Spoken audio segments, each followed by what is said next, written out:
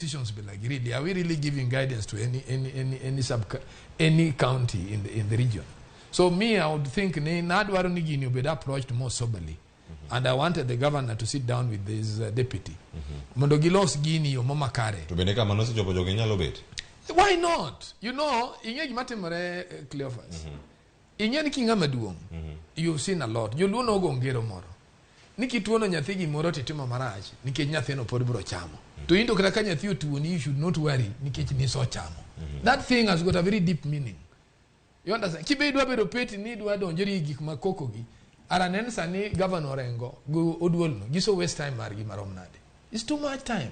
Nigi discuss gik moko maonge tiendgi. Gima ginyalo bet pindo giloso. They must know ni jogi negi inherit a county that was already in a mess. Theirs was now to reprogram it. Bugi loss mundo duo gingis gina. Wan wabiro to wabiro kanti gik manot America. We learn wabro victimize jomoko bendo wabro weyo. But we must appear, we must operate in a more straight way. Kirango gigi generally, I'm telling you. And apparently some decisions mokomane wadwa menjo siasa to make a decision which is not correct. If this is the way we are going to go, I'm telling you, penyi ni karakunya bedo penyi. Kara ugimomi wajero Jatelo unge. Jatelo ko oyieri nyaka ibed soundable. Angisuga gimoro. Cleophas natimo case moro majo Kiambu Dondora. They had a land here.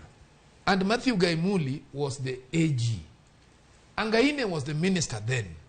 So they differed on opinion.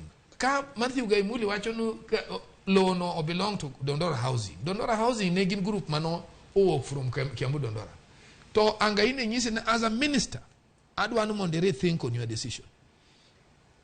Can be Loni and Mari Kiambu Dondora Farmers Company Limited. Omyo ngata ma no work. Body of Omo can be more must come back here. Get members ma Kiambu Dondora Farmers no make this decision. That is a policy of a minister. And I believe Nigik Muduol wacho Giduolo Kijaneko.